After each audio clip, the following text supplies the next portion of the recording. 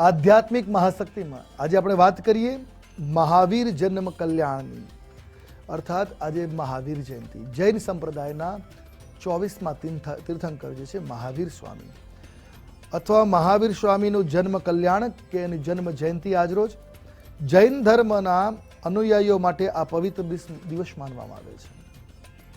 આ દિવસે તેમનો ઉત્સવ તરીકે પણ ઉજવતા હોય છે. આ દિવસે વીર તેરસ તરીકે પણ ઓળખવામાં આવે છે. આ જૈન ધર્મના 24મા એટલે છેલ્લા તીર્થંકર ભગવાન મહાવીર સ્વામીને સંબોધિત કરવામાં આવેલો છે. આ દિવસ એમનો જન્મ ભારતીય વૈદિક પંચાંગ અનુસાર જોઈએ તો વિક્રમ સંવતના ચૈત્ર મહિનાના શુક્લ પક્ષની ત્રયોદશી તિથિ એટલે ચૈત્ર સુદ તેરસના દિવસે એમનું અવતરણ માનવામાં આવે છે. આ દિવસે ભગવાન મહાવીર સ્વામીનો જન્મની વાત છે. એમ કહેવાય છે ભગવાન મહાવીર સ્વામીનો જન્મ ભારત વર્ષના કુંડગ્રામ એટલે બિહાર રાજ્યમાં ઈશાના એટલે ઈસવીસનના 599 વર્ષ પૂર્વે માનવામાં આવે છે, જે હાલના વૈશાલી એટલે બિહારના વસોકુંડને આ સ્થાન માનવામાં આવે છે.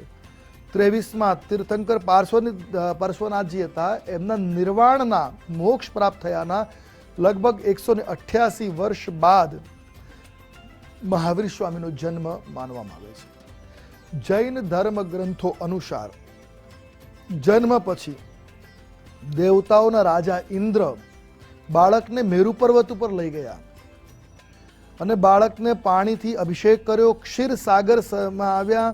તેઓનું ત્યાં નામકરણ કરવામાં વીર અને શ્રી વર્ધમાન નામ રાખ્યા અને આ નામ તરીકે એમનું કલ્યાણ ઉજવ્યું એટલે આજે જન્મ કલ્યાણક પણ કહેવામાં આવે છે. પંચ કલ્યાણક દરેક તીર્થંકરના જીવનમાં ઉજવાય છે. વિભાવના સમયે તીર્થંકર મહાર સ્વામીની માતા ત્રિશલાને 16 શુભ સ્વપ્ન જોયા હતા, જેના પરિણામો રાજા સિદ્ધાર્થ દ્વારા જણાવવામાં આવ્યા હતા. રાજા સિદ્ધાર્થ અને રાણી ત્રિશલાને તેમને મહાવીર સ્વામીને તેઓએ જન્મ આપ્યો છે. તેથી તેમની જન્મ તિથિ વિશે જે શાસ્ત્રમાં વાત કરી એ ચૈત્ર શુક્લ ત્રયોદશી તિથિ માનવામાં આવે છે. પણ આમાં જૈન સંપ્રદાયોમાં શ્વેતાંબર કહેવાય છે કે જૈન સંપ્રદાયોમાં 2 વિભાગ છે. તેમાં થોડોક મત જોવા મળે. દિગંબર જૈનમાં તેઓ માને છે કે તે જન્મ 615 વર્ષ પૂર્વે માનવામાં આવે છે, તો ઘણા લોકો 599 વર્ષ પહેલા માને છે. દંતકથાઓ ઘણી છે. એને અનુસાર ભગવાન મહાવીર સ્વામીની કલ્પના બ્રાહ્મણ ઋષભદેવની પત્ની દેવાનંદ દ્વારા કરવામાં આવી હતી અને એક ચમત્કાર દ્વારા ગર્ભ ત્રિશલાના ગર્ભમાં સ્થાપિત થઈ ગયો હતો. ત્રિશલા ગર્ભવતી માતાને મહાવીરના જન્મ પહેલા 16 સ્વપ્ન જોયા છે. સંકેતો સ્વપ્નમાં ચિહ્ન સંકેતો જોયા છે, જેનું અર્થઘટન જ્યોતિષીઓએ મહારાજાની સન્મુખ અલગ અલગ રીતે કરવામાં આવ્યું હતું. જ્યોતિષીઓએ એક મહાન આત્માના આગમનના સંકેત તરીકે સ્વપ્નોને દર્શાવ્યા છે. ખરેખર બાળક એક મહાન માણસ બન્યો. ભગવાન મહાવીર શરૂઆતમાં કહેવાય છે પરણેલા માનવામાં આવ્યા. ભગવાન મહાવીર શરૂઆતમાં પરણેલા, પરંતુ તેમણે વધુ સત્યની શોધ માટે નિર્વાણ પ્રાપ્ત કરવા માટે તેમનું રાજ્ય છોડી દીધું અને તમામ દુન્વય સુખોનો એમને ત્યાગ કર્યો છે અને 30 વર્ષની નાની ઉંમરમાં સંન્યાસને ગ્રહણ કર્યો છે અને સંન્યાસના પથ પર એ ચાલી નીકળ્યા. આ દિવસને લોકો ભગવાન મહાવીરના ઉપદેશને યાદ કરવાનો પ્રયત્ન કરે છે અને વચનોને અનુસરે છે, જેઓ ભવિષ્યમાં કોઈને કોઈ પણ રીતે નુકસાન ન કરે. જીવદયાનું એમનું મુખ્ય સૂત્ર છે, એ જીવનમાં ઉતારી રહ્યા છે.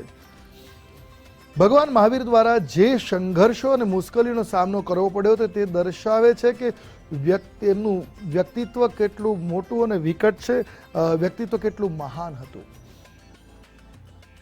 ભગવાન મહાવીર સ્વામીની જન્મ જયંતિ કે જન્મ કલ્યાણક તમામ જૈન બંધુઓ માટે આજે ખૂબ મહત્વપૂર્ણ સાબિત થાય છે. દેરાસરોમાં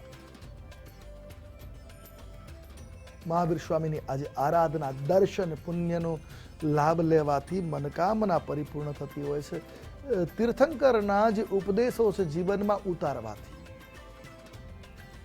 મનુષ્ય જીવનનું જે માણસાઈનું તત્વ છે ઉજાગર થતું હોય છે. દરેક જૈન સંપ્રદાયના લોકો આજના દિવસે મહાવીર સ્વામીના જન્મ કલ્યાણકને ઉજવતા હોય છે શ્રદ્ધા ભાવ સાથે, અને એ જ એમના જીવનની અંદર શુભત્વને પ્રદાન કરવા વાળું છે.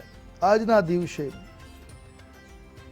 મહાવીર સ્વામીની સેવા, અર્ચના, વંદન, સ્તુતિપાઠ, એમના ઉપદેશોનું શ્રવણ, મનન, ચિંતન, નિધિધ્યાસન કરવાથી મનસાઓને પરિપૂર્ણ કરી શકાય છે, સિદ્ધિની પ્રાપ્તિને પ્રાપ્ત કરી શકાય છે. તો તમામ જૈન બંધુઓને આજે મહાવીર જન્મ કલ્યાણક જન્મ જયંતિની ખૂબ ખૂબ શુભકામનાઓ. આપના જીવનમાં ઈશ્વરની કૃપા બની રહે એ જ અભ્યર્થના. આજે બસ આટલું જ. કાલે ફરી મળીશું નવા વિષય સાથે, નવી વાતો સાથે. કાલે મળીએ. ત્યાં સુધી આપ મને અર્થાત આશુતોષ આચાર્યને રજા આપશો. મળીએ ત્યાં સુધી આપ સૌને મારા આશુતોષ આચાર્યના જય ભવાની.